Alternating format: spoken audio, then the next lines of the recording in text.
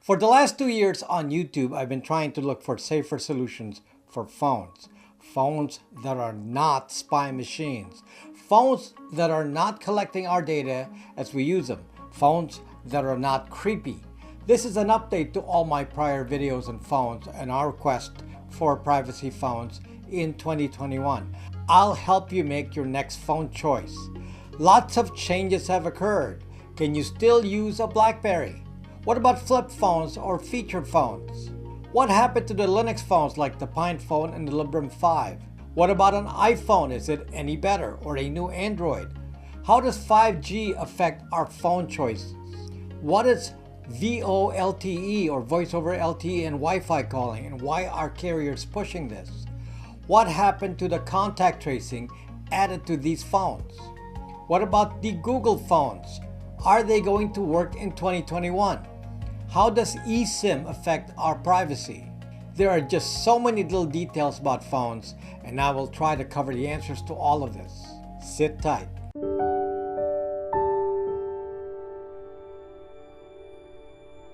I'm on the platform Odyssey.com, and last I looked, I'm now the top software tech guy on there. Just for insurance, in case I get the platform, please follow me there using the link in the description.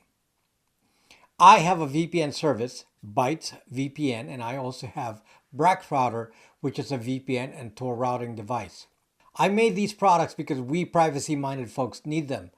By the way, we're just a little company, not a conglomerate, and supported by a real face. Your support of our products support this channel. If you're interested in them, they are on my app, Brax Me. The link is in the description. Phone carriers have implemented many changes in 2021, some very quietly. Many of these changes have a big impact on our choices of privacy phones, meaning phones that don't spy on us. Clearly, this is more difficult in 2021, and it is frustrating to watch, but I'll tell you what's happening and what the effects of these are on our existing privacy phones, or what options we have to get new ones. Almost all carriers in the USA will supposedly drop support for 2G and 3G. 2G is mostly dropped. Unfortunately, the carriers lie. The reality is that they've already shut down 2G and 3G for most. I'll get into the details in a moment. Many new phones introduced in late 2020, meaning 2021 phones, now have 5G. We'll talk about the implications of this for privacy. Lots of you get excited at the marketing hype and the new expensive 5G. I am not excited at all. Some have dropped support for phones without Voice over LTE. We'll find out what that is. New phone models have the eSIM option, so you don't need a physical SIM card. And this is not a good thing, as I'll explain later. And can you have a phone without contact tracing, 24/7 location tracking, Google and Apple telemetry, and other fine spying features like vulnerability to Stingray and such things? Let's talk about the changes to the landscape by phone type. Feature phones, flip phones, Blackberry. The powers that be don't want us to have any kind of privacy with phones, so it's getting to be a challenge. To me, a privacy phone can be something basic like a feature phone, meaning no internet connectivity. They can't do much spying if you're not married to your phone in your day-to-day life. But most people don't want to have an old person's phone, like a flip phone that we used to have before 2007. However, in the last couple of years, there was a bit of a comeback because many people, including me, have really been angered by all the spying that occurs on a phone. One of the favorite old phones are the older Blackberries, circa 2012. One of the last models was the Blackberry Bolt 9900. This was an awesome phone, and I had one and sold it a couple years ago for $50. There really was nothing wrong with this phone. It had good Bluetooth and could keep my MP3 files so I could play music in my car. The only real problem was that the browser was no longer maintained, so the root certificates never got updated. This means many websites stopped working with HTTPS. Well, that was the beginning of the bad news. A Blackberry Bolt 9900 is a 3G phone. Here's a chart showing the supposed schedule of retirement of 2G, 3G. So looking at this, it appears that 3G is still supported by some carriers past 2021. all the way to 2022. But this, unfortunately, is a PR lie. Now, in 2021, carriers will not let you start a new subscription with a new phone. That is 3G. They really want you to start dumping these phones. Officially, T-Mobile was supposed to dump 3G phones in October 2021, and AT&T extended their limit to the end of 2022. But I think they're just letting current subscriptions run. Trying to sign up with a new 3G phone with these carriers is impossible. Maybe it depends on which representative you're dealing with, but what I found out is that they don't want you to add any new 3G phones. So if you have a Windows phone, a Blackberry, a flip phone, yep, these are pretty much dead options. And it's really sad because these models do not have spying. Just to inform you, Blackberries past 2012 are Android phones. The Blackberry name was sold to a Chinese company, so new Blackberries are just normal Androids. The new ones named Blackberry are just standard spy phones, so don't buy those. Anyway, if you're thinking about any of this old tech as potential privacy phones, then we need to move on. They're no longer options for 2021. There's another OS called KaiOS, which is some Linux variant and runs as a very basic phone for cheap. Mostly this is available in other countries and not so much in the USA. This could have been a standby. But unfortunately, KaiOS was bought by Google, so now you can't trust it. I have no idea what is in KaiOS or what's been added since Google bought it. Clearly, Google makes money from data collection, so you can't possibly look at this calmly and assume it's a safe option. So strike KaiOS off the list. Linux phones. KaiOS aside, we got a lot of activity and hype from Linux phones in 2020.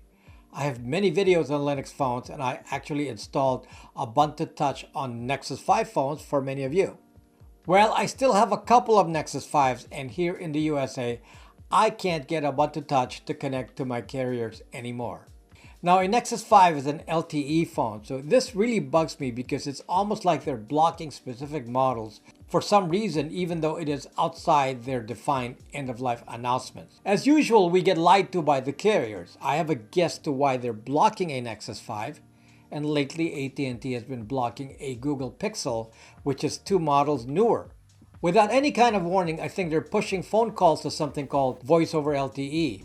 Without any kind of warning, I think they're pushing phone calls to something called Voice over LTE. Previously, voice is sent over a separate channel from the internet data. Now they want to combine the two and are dropping the voice channel. Unfortunately, this then hits the Ubuntu Touch Nexus 5 phone, which is the most popular and most usable phone for this OS in the USA. This is one of the reasons I've stopped talking about Ubuntu Touch. I can't use it much in the US. My Nexus 5s are now paperweights. Ubuntu Touch can run on the new Linux phone, the Pine phone, and I have a Pine phone. But unfortunately, it is not ready for daily driver use. Here's a chart showing the status of the Ubuntu Touch project for the Pine phone. You can see that at the top level, it still says early development. Power management is still not optimal for all-day use. Like an Android has a minimum of 24-hour battery life. Calling, SMS, and data are intermittent. Camera doesn't work, and so on. You can freeze the video to look at this in detail. Even if they just get the basic phone functionality done, it would at least be the equivalent of a flip phone. But we're not even there yet. So at the moment, I can't recommend this as a realistic option yet. And this applies to all the other OS flavors that you can load on Linux phones like Manjaro, LuneOS, KDE Neon, Pure OS, and others. And I don't fault the Linux OS makers. Unfortunately, there is not the same amount of resources dedicated to the Android market. 2 billion Android and iOS phones are sold every year. Linux phones are an invisible drop in the bucket. However, if you can afford it, it would be fun to play with. It's not expensive, so it's a way to learn Linux as well. Maybe if you support the project by buying it, then there will be more incentive to keep the project active. By the way, there's another Linux phone, and I hate to even mention it. I ordered it 2 years ago, and I still don't have it. It's a Librem 5 from Purism. $700, and 2 years later, I still have nothing. Supposedly, they're shipping now, but it's in slow motion. I guess they must be out of cash, so they're keeping their outflow slower. It would be nice if this phone worked, but at the moment, even a Librem 5 has the same problems as a Pine phone, since all the issues are related to Linux bugs and features that have not been fixed. But the difference is that I paid $700 for the Phantom Librem 5, while I paid under $200 for the Pine phone, which I actually can't play with. Like I said, I have a Pine phone, and I even bought an updated motherboard for it with more power-saving related changes. By the way, I saw recently that Pure OS on a Librem 5 now started to support running Android apps by using the Andbox Android emulator, which kind of begs the question of why you're running Linux instead of just running Android, if that's what you wanted to do. So in the first quarter of 2021, so far, I cannot yet recommend using a Linux phone other than for experimentation. Really sad, because it would have been great to have this up and running, so we have options. This is another option we can push aside for now. I wish I had better news because I wanted Linux phones to succeed. Maybe we'll have better news at the tail end of 2021. New Android and iOS phones. In many of my videos, I've discussed how you cannot really stop the spying with these newer Android and iOS phones, or even an older one. You all really need to hold back and not get too excited by the new technology, because I will tell you the big privacy problems with newer phones, which we can combine with the existing privacy problems of the past. Let's start with the existing privacy problems. In 2020, because of COVID, Apple and Google added contact tracing code to newer versions of iOS and Android. I'm happy to note that the majority of the population didn't succumb to this privacy invasion by participating in contact tracing. Maybe people are more sensible than I expected. How many of your friends talk about your contact tracing apps? I don't hear anyone talking about it. I'll just stay home and use a mask, and I won't use some external tracking for contact tracing. It looks like most people did the same. The problem is that contact tracing enabled some new software on a phone that allowed for Bluetooth tracking. And this is one new threat to allow on a phone. An Apple or Google could secretly use this tracking, and we'd never know. This is one of the reasons I never did update the OS on my iPhone X, which is still on iOS 13.4. The current version is 14.4. Well, I don't know if it's related, but I had another old iPhone 7 Plus, and it was accidentally updated to 14.4.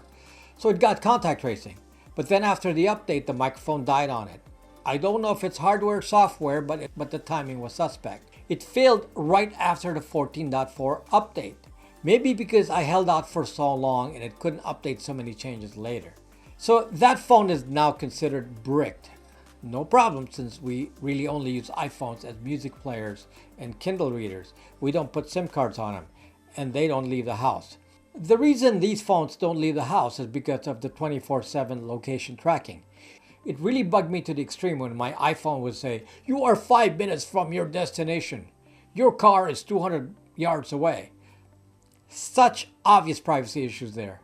As I mentioned in many videos, it is impossible to remove the 24/7 location tracking from Apple and Google on your standard phones. And this tracking is permissionless. They can fake you out by allowing you to set permissions for third parties, but no permissions are required for Apple and Google themselves. With the ability of Apple and Google to track who's meeting who, and even more contact tracing with this, and even something called geofencing, I'm done with these creepy phones. Geofencing, by the way, is when an authority like a government can designate an area, let's say a protest zone, and then subpoena information from Google and Apple and let them reveal who was in that location at a particular time.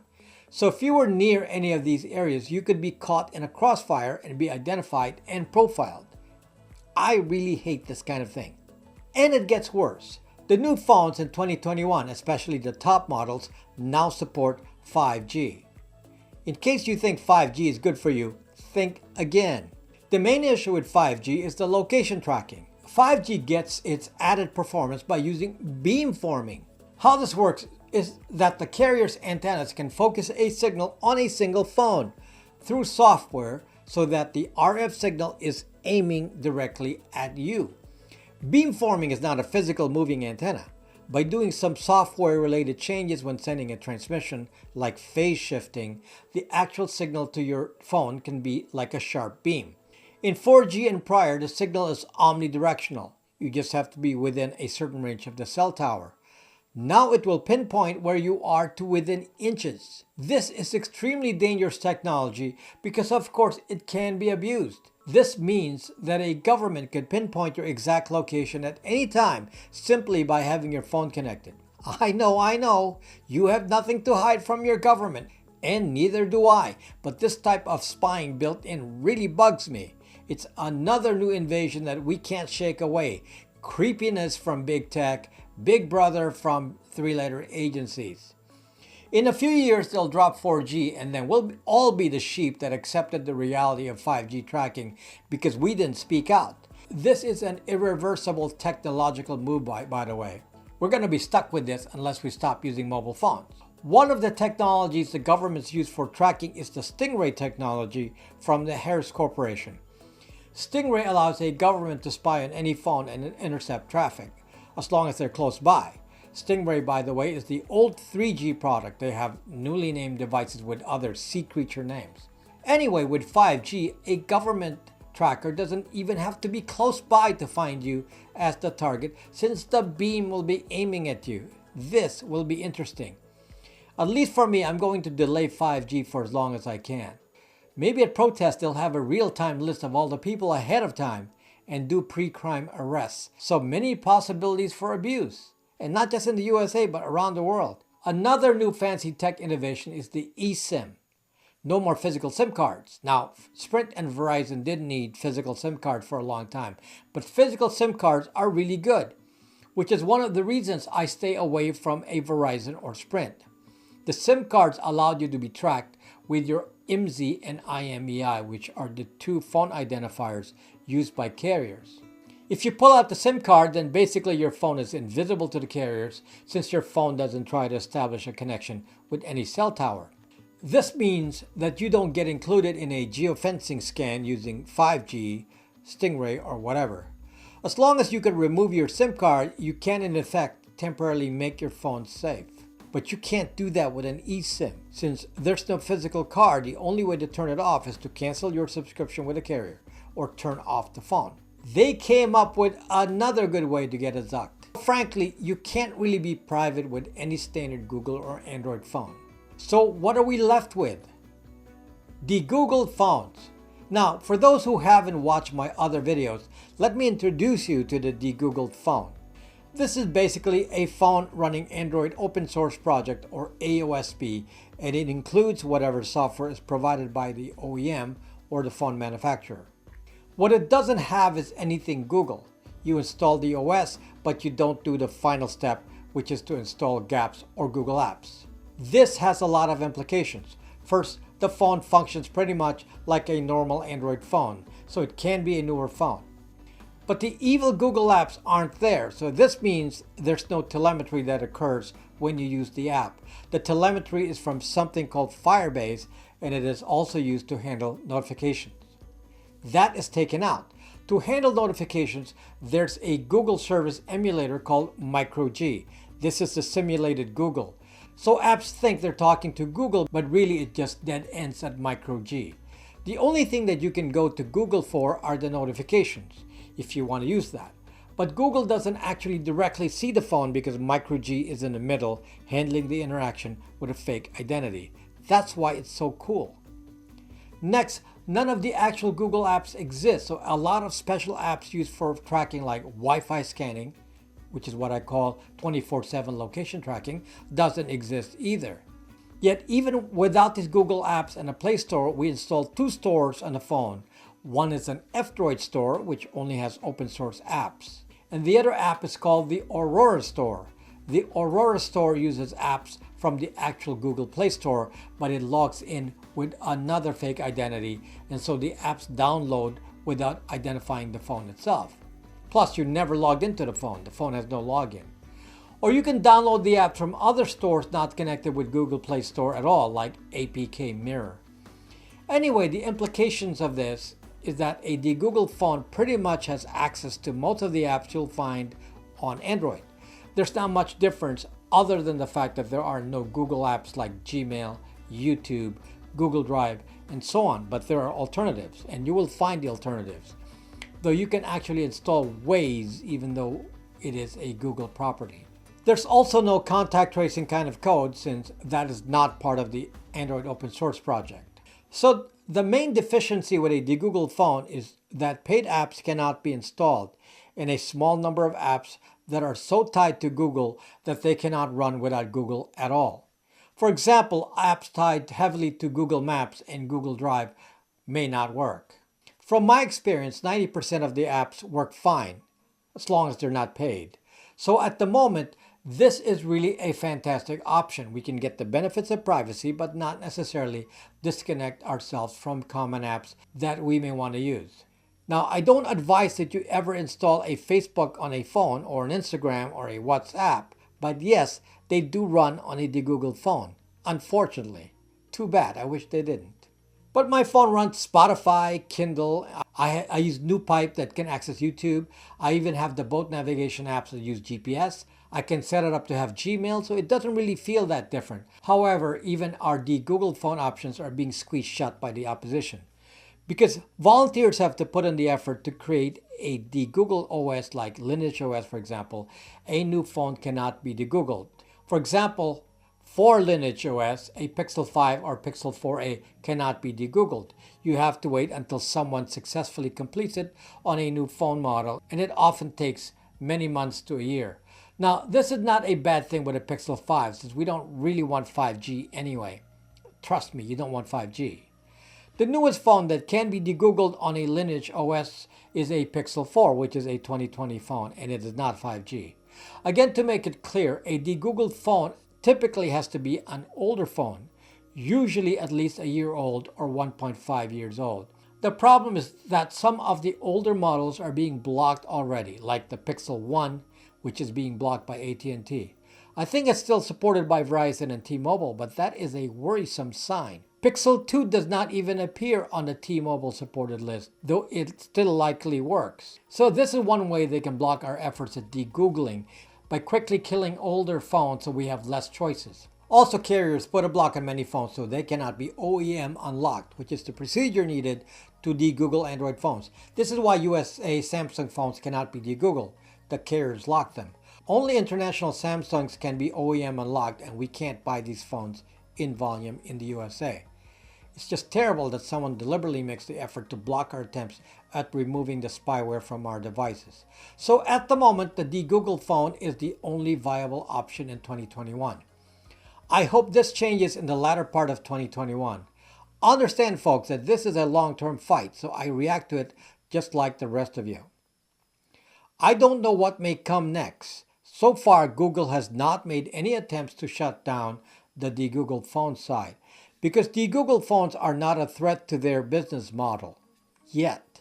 But nothing ever stays the same, so we will keep an eye on it, and I will let you know if someone makes a move to limit our choices again.